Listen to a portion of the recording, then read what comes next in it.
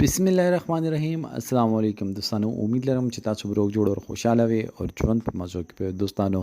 کرک نه ډیره زیاته نه آشنا غونډه واقعا رامخته شوې ده چې الګ اور جنې په غیرت باندې باندې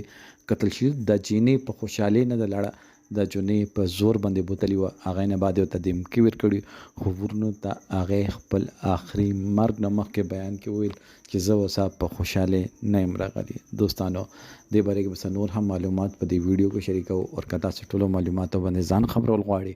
مونږ ویډیو ځان ستر اخره پر وګوري او چې کوم ملګری مونږ په چینل باندې نوی دي هغه دې مونږ چینل مخزان سره سبسکرایب کی ټاله نشان دی وای تاکي مونږ راتلونکي معلوماتي ویډیو تاسو ته اسانه سره ملاوي شي دوستانو کړه کې ډیره زیاته ناشنا غونډه واقعا مخته شوې ده چې الګ اورجنې په غیرت په نوم باندې قتل شلو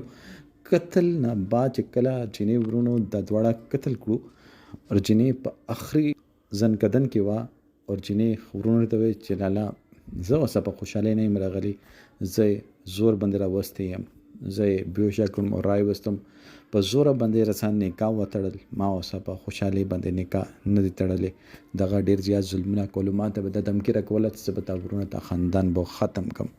ورونه اوس ډیر زیات پښیمان دي چې مونږ خور سره اواله نه ظلم شوی او هغه نه بعد نور ظلم په مونږ وړو کاش که مونږ خور مونږ سره یو ځل رابطه کړی و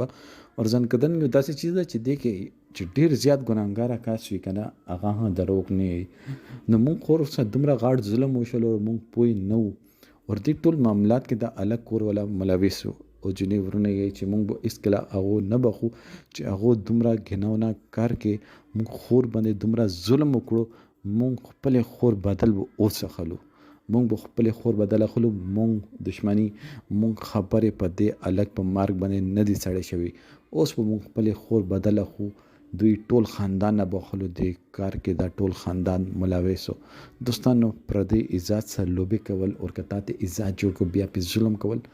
دا د کوم ځای انصاف ده مونږ پښتنو کې خو په خلکو تور سره باندې لاس نه وچتولو نن سبا دوی ته دومره ضرورتیا ملا شوې ده دوی دومره ضرور دي چې دوی ایوا جنې وچتای او زور باندې وسه نکاح کی او د ټول معاملات کې وسه د کور ولا چلاوي